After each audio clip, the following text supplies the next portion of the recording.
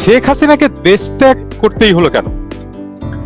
কারণ ওনার উপর তখন বর্তমানে তো আপনারা দেখতে পাচ্ছেন যে এখন তো বাংলাদেশে যেভাবে আহ, আহ, সংঘর্ষ চলছে, জ্বালা পোড়াও চলছে, তখন আপনার এটা শুরু হয়ে গেছিল এবং তারা সিদ্ধান্ত দিয়েছিল যে তারা গণভবনকে হামলা করবে। তখন আমাদের তিনি কিন্তু দেশ ছাড়তে চাননি। আমরা পরিবার থেকে তখন ওনাকে কনভিন্স করলাম যে না, এই এরা শুধু প্রটেস্টার না, এরা তোমাকে হত্যা করে ফেলবে, তো তোমার দেশ ছেড়ে যেতেই হবে। কিন্তু এর ফলে আওয়ামী লীগের নেতা সমর্থকরা কি এক ধরনের বড় ধরনের ঝুঁকিতে পড়ে যায়নি? বিশেষ করে আমরা দেখতে পাচ্ছি যে বিভিন্ন স্থানে তাদের উপর হামলা হচ্ছে বলে খবর পাওয়া যাচ্ছে। হ্যাঁ, সেটা স্বাভাবিক। তবে তাদের উপর হামলা শুরু হয়ে গেছিল কিন্তু ওই আমার তার আগের থেকেই, মানে সরকার পতন হওয়ার আগের থেকে আওয়ামী লীগের নেতা কর্মীর উপর বিভিন্ন জায়গায় ঢাকার বাইরে এবং ঢাকার ভিতরে হামলা চলছিল। তাদের কয়েকজনকে হত্যা করা হয়েছে।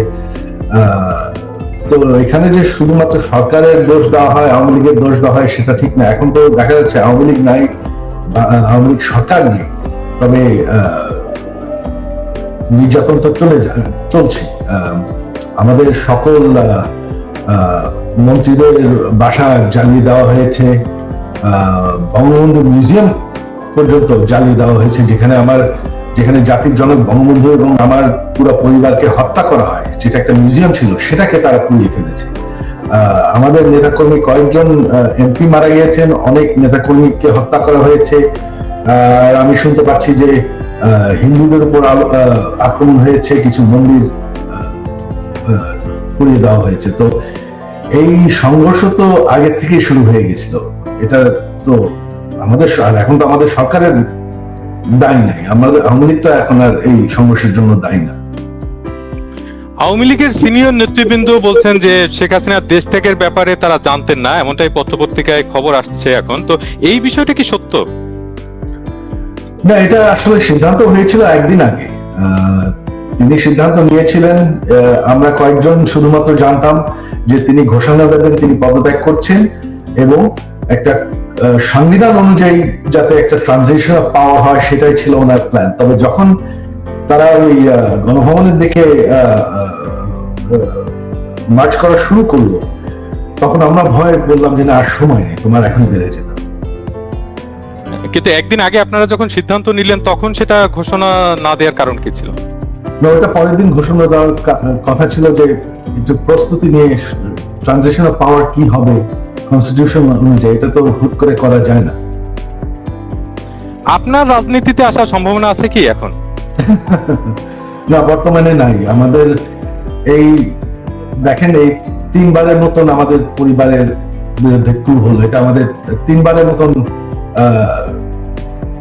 সবকিছু হারিয়ে বিদেশে থাকতে হলো। আর আমরা তো ধরেন, আমি আর আমার মা বাদে আমরা সবাই বিদেশে অনেক বছর ধরে আছি। আমরা এখানে সেটেল, আমাদের এখানে জীবনে কোনো অসুবিধা নেই, আমরা এখানে থাকতে অভ্যস্ত। তো সেক্ষেত্রে দেশের জন্য এত করেছি। এই যে গত 15 বছরে আপনারা জানেন, আমি ডিজিটাল বাংলাদেশ বানিয়েছি। এটা আমার স্বপ্ন ছিল। আমি সরকার থেকে কোনো বেতন নেই, বিনা মূল্যে আমি এই কাজটা করেছি। আমি প্রচুর পরিশ্রম করেছি বাংলাদেশকে ডিজিটাইজ করতে, গ্রাম পর্যন্ত ডিজিটাল বেনিফিট পৌঁছানো। তারপরে যদি বাংলাদেশের মানুষ, এই যে উন্নয়ন আমরা করেছি, তারপরে যদি বাংলাদেশের মানুষ আমার পরিবারের সাথে এরকম করে, তাহলে আমাদের আর কিছু বলার আর করার নেই। কিন্তু আপনি বা আপনার পরিবারের মানে সদস্যরা যদি না আসে, মানে শেখ রেহানা এবং তার 2 সন্তানের কেউ কি আসতে পারেন রাজনীতিতে? মানে এই মুহূর্তে আসলে আওয়ামী লীগের নেতৃত্বে কে থাকবেন? এখন আর এটা আমাদের দায়িত্ব নয়, কারণ এখন তো আওয়ামী লীগকে তারা মনে হচ্ছে শেষ করে দেওয়ার চেষ্টা করছে। এবং যদি নির্বাচন হয়ও, আওয়ামী লীগকে তারা নির্বাচন করতে দেবে কিনা, আওয়ামী লীগকে তারা ঠিক মতন মাঠে নামতে দেবে কিনা, এটা এখন কিছুই জানা নেই। তো এই ভয়ঙ্কর পরিস্থিতির মধ্যে আমি আমার নেতা কর্মীদের কিছু বলতে পারি না যে তারা বের হোক বা একত্র হোক, কারণ তাদের উপর নির্যাতন চলছে, তাদের যান বাঁচানো হচ্ছে আমার প্রথম দায়িত্ব। সেক্ষেত্রে আপনারা কি ধরনের উদ্যোগ নিচ্ছেন? আমরা চেষ্টা করছি বিভিন্নভাবে। আওয়ামী লীগ মরে যায়নি। আওয়ামী লীগ হচ্ছে বাংলাদেশের সব থেকে পুরাতন দল। সবাই যে মনে করে যে আওয়ামী লীগের পপুলারিটি নাই, দেশে আপনার 17 কোটি মানুষ, 17 কোটি মানুষের মধ্যে এখনো আপনি যদি নিরপেক্ষ নির্বাচন হয়, আমি জানি আওয়ামী লীগ ভোটে জিতে আসবে।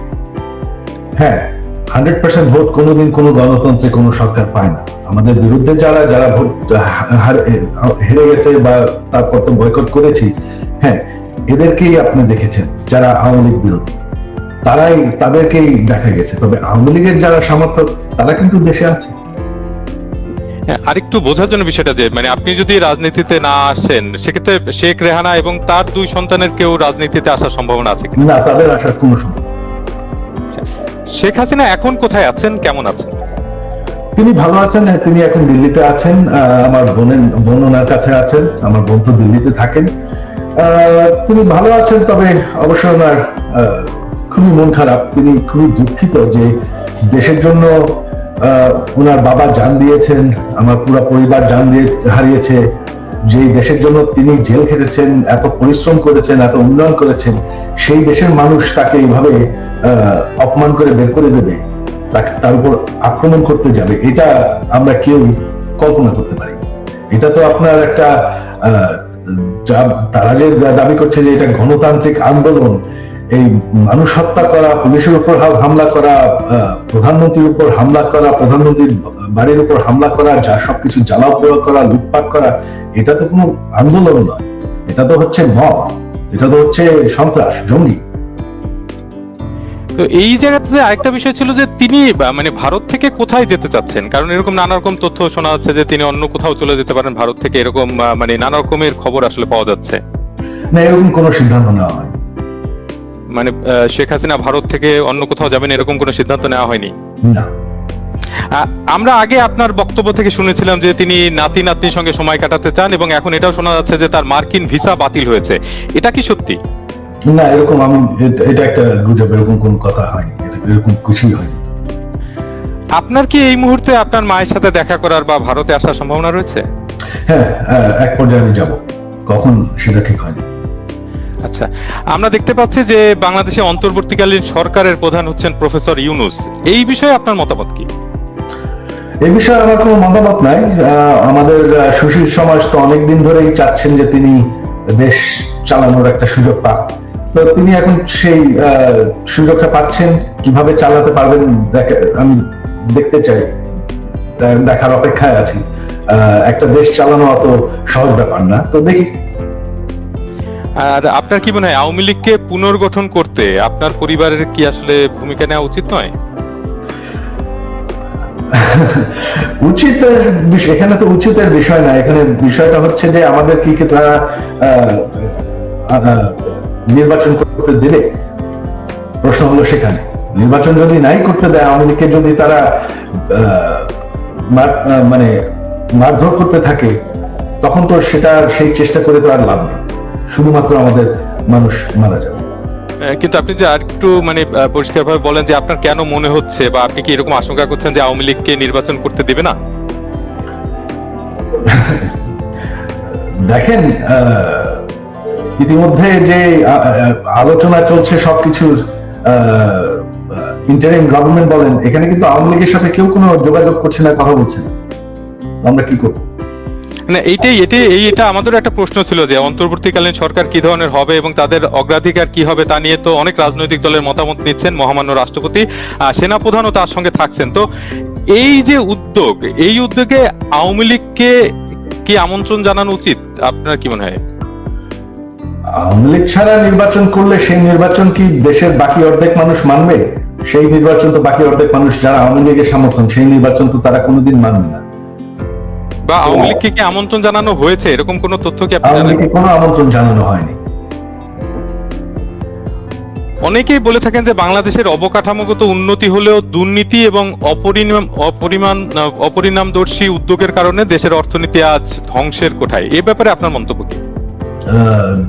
অর্থনীতি তো ধ্বংস, আজ এই গতকাল পর্যন্ত তো বাংলাদেশের অর্থনীতি ভালোই ছিল। হ্যাঁ, আপনার হঠাৎ এই কথা বলা হচ্ছে কারণ এই বছর আমি জানি জিনিসের দাম বাড়ে, দ্রব্যমূল্য বেড়েছে, তবে দ্রব্যমূল্য সারা বিশ্বে বেড়েছে এই বছর, এই গত 1-2 বছরে। তার আগে পর্যন্ত আমাদের মানুষের মাথাপিছু আয় 3 গুণ বেড়েছে, ভারত থেকে বেশি হয়ে গেছে। তো তাতে তো এখন যে সেখানে যদি বলা হয় যে শুধুমাত্র এটা অর্থনীতি খারাপ হয়ে গেছে, বাংলাদেশের অর্থনীতি এখনো অনেক পজিটিভ আছে। মানে এখন কি হবে অর্থনীতি আমি জানি না, তবে আওয়ামী লীগের শেষ পর্যন্ত, শেখ হাসিনা পদত্যাগ পর্যন্ত অর্থনীতি ভালোই ছিল। হ্যাঁ, গত 2 বছরে চাপ পড়েছিল, বাট এটা আমাদের দোষে না, এটা আমাদের দুর্নীতির জন্য না, এটা সারা বিশ্বের দ্রব্যমূল্য বেড়েছে। এটা ইউক্রেনের যুদ্ধের জন্য কারণে অনেক চাপ পড়েছে। আর দুর্নীতির কথা যখন বলছেন, একটি কথা বলবো যে আমাদের সরকারের আমলে যখনই দুর্নীতি বেরিয়েছে আমরা বিচার করেছি। এর আগে তো বাংলাদেশের কোন সরকার দুর্নীতির বিচার করে নাই, আমরা শুধুমাত্র করেছি। আমাদের নিজস্ব লোকজন যারা দুর্নীতি করেছে তাদেরকে ধরা হয়েছে, চার্জ করা হয়েছে। এই যে আন্দোলন যেটা হলো এবং গত কয়েকদিন ধরে, কয়েক সপ্তাহ ধরে চলছে, এখানে একটা বিষয় ঘুরে ফিরে আসছে যে যেসব হত্যাকাণ্ডের ঘটনা ঘটেছে সেগুলোর বিচারের বিষয়টি ঘুরে ফিরে আসছে এবং বিচার দাবি করছে, এবং এই বিচারের দাবিতে আন্দোলনের ব্যাপ্তিও বেড়েছে। তো এই বিচারের বিষয়টি আপনি কিভাবে দেখছেন এবং এই বিচার হতে কি করা উচিত বলে আপনার মনে হয়? না, বিচার তো অবশ্যই হওয়া উচিত, তবে সেটা তো আমাদের সরকার উদ্যোগ নিয়েছিল। আমরা একটা জুডিশিয়াল কমিশন ফর্ম করেছিলাম, 3 মেম্বারের জুডিশিয়াল কমিশন গঠন করা হয়েছিল এই বিচার করার জন্য, তবে তারা তো সেই বিচারের সময় দিল না। তো এখন এটা আর আমাদের দায়িত্ব না। সামনের দিনগুলোতে বাংলাদেশের পরিস্থিতি কেমন দেখতে পাচ্ছেন? সামনের দিনে এখন আমি দেখছি যে বাংলাদেশ তো বর্তমানে যা টেলিভিশনে দেখছি, অনলাইনে দেখছি যত ভিডিও লুটপাটের, এটা তো মনে হচ্ছে যে সিরিয়ার মতন হয়ে যাচ্ছে। সেখান থেকে কতদূর উন্নতি হবে সেটা দেখা যাক। তবে এখন তো যা বোঝা যাচ্ছে যে বাংলাদেশ হয়তো পাকিস্তানের মতনই হবে, কারণ আমরা আওয়ামী লীগ যদি ক্ষমতায় না, একমাত্র আওয়ামী লীগ সরকারই উন্নয়ন দেখিয়েছে, অন্য কোন সরকার বাংলাদেশের ইতিহাসে দেখাতে পারে। তো এটা দেখা যাক। তবে আমি কনফিডেন্ট যে খুবই অল্প সময়ের মধ্যে বাংলাদেশের মানুষ বলা শুরু করবে যে শেখ হাসিনার আইন ছিল, রুল ছিল বাংলাদেশের গোল্ডেন পিরিয়ড, এইটা তারা অতি শিগগিরই বলা শুরু করবে। আপনাকে অসংখ্য ধন্যবাদ ডয়চে ভেলেকে সাক্ষাৎকার দেয়। অনেক ধন্যবাদ।